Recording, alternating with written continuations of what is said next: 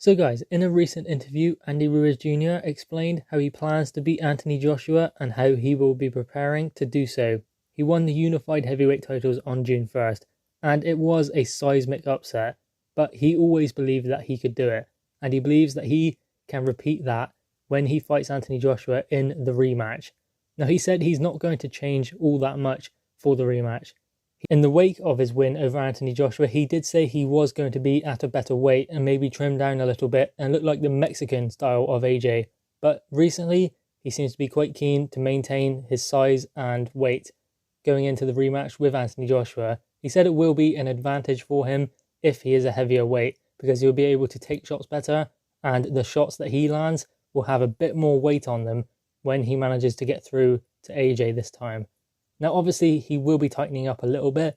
He said he will be doing a bit more weight. But to be honest, I don't expect Andy Ruiz Jr. to be all that different from the first fight. That is just the way he fights. He's always looked like that throughout his entire career, and it's worked for him, except for once against Joseph Parker, which could have gone either way. Now, we don't know where the fight will take place, whether it is the UK or the US or wherever else, but what we do know is that it will definitely happen in November or December. We are awaiting confirmation on the venue and the date.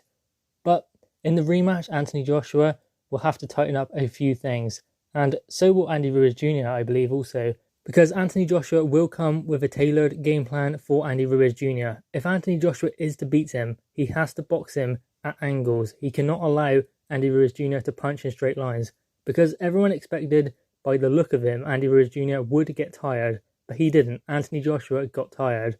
But if Andy Ruiz has to be light on his feet and use footwork, that will tire him out. And that is what Anthony Joshua can do with Andy Ruiz Jr. Keep him on the end of the jab and hit him hard with a right hand anytime he tries to rush in and get on the inside.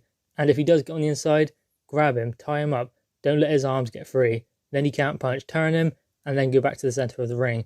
But he needs to be moving around to the side. He cannot be backing up in straight lines, because that just invites pressure from Andy Ruiz Jr., who will follow him to the ropes and then go to work. And that's what he done last time. So Anthony Joshua will have to come around to the side. He needs to throw shots, probably with a double jab. Come off the double jab and just keep Andy Ruiz Jr. away. Move off to the side so that Andy Ruiz Jr. cannot set anything up. Andy Ruiz Jr. was timing Anthony Joshua last time, and that is easy to do when a fighter stands in front of you, but not so much if he's always moving off to the side. So that is what Anthony Joshua will have to do in the rematch. That is why Andy Ruiz Jr.